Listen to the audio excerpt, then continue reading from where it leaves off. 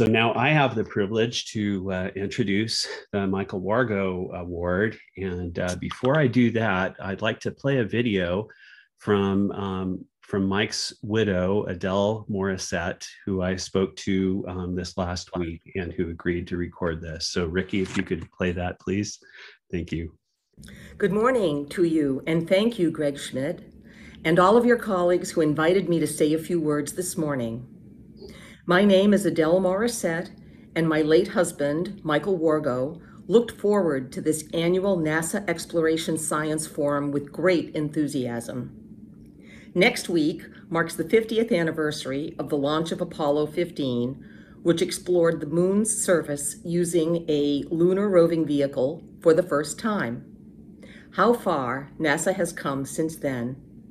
Even since 2013, when Michael was last with us, NASA has accomplished many achievements to be celebrated, including the commercialization of space.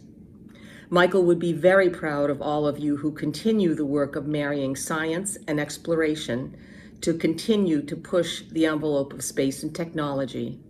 Thank you again for this opportunity, and enjoy the rest of the program. And thank you, Adele, for addressing us.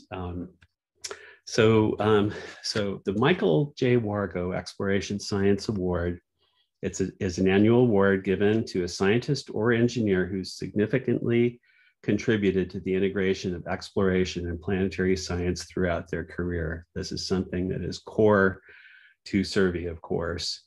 Dr. Wargo, who passed away sadly in 2013, was the chief exploration scientist for NASA's Human Exploration and Operations Mission Directorate, and was a strong advocate personally for the integration of science, engineering, and technology. The 2021 Michael J. Wargo Exploration Science Award is given to Dr. Darlene Lim, research scientist at the NASA Ames Research Center. Dr. Lim has spent over 25 years conducting field research programs around the world on land and underwater, where she's piloted submersibles as a scientist and explorer. She graduated from Queen's University and received her doctorate in geology from the University of Toronto, Canada.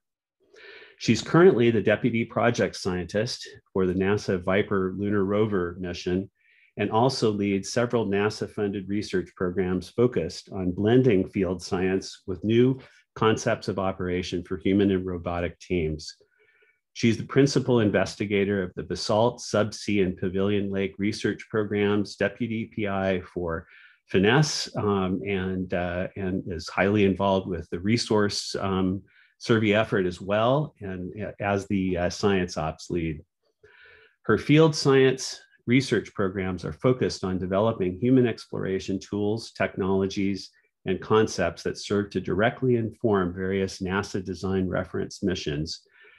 She's blending field science research and exploration concepts that will enable scientists and future human explorers of the moon and Mars. She served on a number of NASA Mars Exploration Program Analysis Group committees and is currently serving on the NOAA Ocean Exploration Advisory Board and the NASA Network for Ocean World Steering Committee.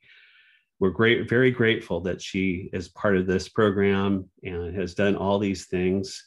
And her efforts at integrating exploration and planetary science would make Mike Wargo proud. No one's more deserving of this award than Dr. Lim. Please. Darlene, go ahead. Thank you, Greg. So I just want to say that I've been giving a lot of talks recently, but this one, my heart is going a million miles a minute. I'm gonna like keep Kleenex beside me so that I don't lose it. But I wrote everything down so that, because I had this inkling like this might be pretty emotional. And I just want to start off by saying thank you, Greg.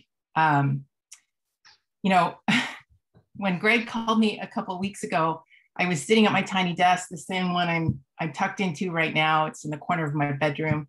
I had just kind of barely juggled through a very long day. I was taking care of my kids. I had a flaky, home network. I have this dog that seems to know exactly when I press like unmute and makes a ton of noise. doing all the things like we're all trying to do, take a break, drink water, stand up so our bodies don't take the shape of our of our desk chairs. It was just a messy day. And then, it's when, like I said, I think everyone on the line can empathize with.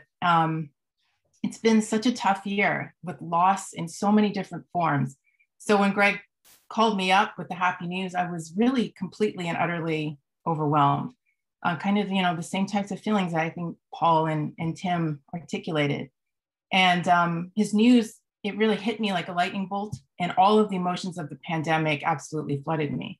And I could only think, Greg, are you kidding? And I can't quite remember if I actually said thank you in the right way. So I am so grateful for, number one, getting a do-over, which is like, not a thing that all of us get all the time. So thank goodness for the do-over today. So I'd like to start off, first of all, by congratulating Paul, Tim, Shwai, and Parvati. And Paul and Tim, your talks were so thoughtful and so touching. And this is exactly why our community is so cool. Everything that you guys said and then some. And next, thank you so much, Greg, for your kindness, your support and energy, and the much needed positivity at all turns. And thank you to my nominator, the selection committee, and to Survey. I am so very humbled and grateful to be in the company of the previous awardees. First of all, of course, its namesake, Michael Wargo, followed by Clive Neal and Dana Hurley, Lawrence Taylor, David Crane, Wenda Mendel, and most recently, Mark Robinson. This award and what it stands for, the spirit of it, is so very deeply meaningful to me. And I'm so touched to be a part of its legacy. And to NASA, which is my second family, truly my second family, and a huge part of the village that sustains me every day, I am so thankful. Through my time at NASA, I've had the privilege, truly the privilege, of being in service to the exploration and planetary science community alongside so many remarkable souls. There are just way too many names to name. And I do hope that I, show you all the respect and the love that you all deserve, because it's remarkable, just the joy that you bring every single day to life, not only for me, but so many. These people, they are relentlessly committed, they're passionate, they're humble, they're forgiving, and they're eternally curious and youthful in their perpetual optimism that there is a solution and there is an innovation that exists for every single problem, and that we can get there, even if that means sacrifice in so many forms. I have found that their optimism is never misplaced, and each of these remarkable colleagues continue to inspire at all turns. On the matter of these many people, there is an irony here in me being a singular winner of an integration award, because to me, the very matter of integration requires the relinquishment of individual desirements in the pursuit of innovation and fundamentally of the greater good. Working at the nexus of exploration and planetary science is, to me, an exercise in being deeply gratified with delayed gratification, and in knowing, truly knowing, that great work and goodwill are timeless. And integration, like blending families or cultures, it's very hard to do, but when it's done right, it is absolute magic. There's sort of a multiplying effect that is affecting in such a profound and indelible way. And in our science and exploration endeavors, this magic happens when an individual with some profound knowledge is transformed from being the gatekeeper of that knowledge into a facilitator of their knowledge. And at that moment, at that very moment where there is that transformation, there is truly an amplification and a multiplication of the intelligence and the capability around them. And this is the moment when sparks fly and when new connections, new ideas, and new opportunities are created. This magic provides a rush of unbridled motivation that can lead us to surmount any challenge. And I truly believe we need this magic more than ever right now in our lives, broadly in our country and the world over. Integration in our exploration and planetary sciences communities can and should be examined and challenged from within our teams, our projects, our missions, and it should be examined and challenged from without to ensure that we are leading change in our community in a way that represents a more cohesive and inclusive vision of where our society could be in the future. And while this award highlights the value of research and exploration integration, we must, as a community, also weave social, emotional, and ethical elements into our considerations and into our community's fabric as we engage in exciting new adventures, not only in space exploration, but moreover, as we tackle the many global challenges that will necessitate our current and forthcoming communities, those that are coming online, to innovate at a completely unprecedented rate. For me, integration is a necessity as a means to move forward from surviving to thriving. And on a personal note, it's a couple of things I'd like to share. My family immigrated from Singapore, and I was born in Canada, where I straddled many worlds defined by, in some circumstances, how my parents grew up, what their expectations were, how they hoped my sister and I would grow up, and how society demanded that we grow up. And so my sister and I, we had to spend a lot of time observing and understanding and integrating between all of these different forces to survive and then thrive very gratefully and innovate a new pathway and a new idea of life for ourselves. And that's brought me to here. It's brought me to the life that I have, to my new family. And I'm going to end with the following, which is that, like so many of you, I've spent the last 18 plus months locked down with my family, and every day, every aspect, each detail of our lives, whether it's school or sports, my work, my husband's work, health matters, everything, they have to coexist, they have to integrate, they have to mix and become something new.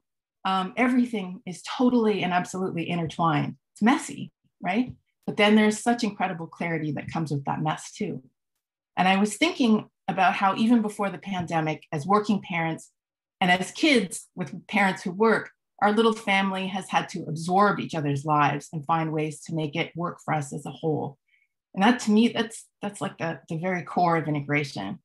And so, as a final thought, in case my kids and my husband are surfing the internet and procrastinating, I just wanted to say something to them. First of all, don't procrastinate for too long on the internet.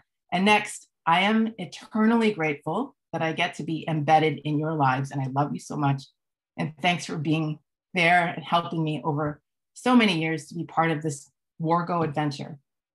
Thank you very much, Greg. Thank you to Survey and everybody for your time. Thank you, Darlene. It's your words are very moving, as are your contributions. You're in so many ways, and I can tell you how much I value our friendship and having you as a colleague, but particularly our friendship. So thank you so much.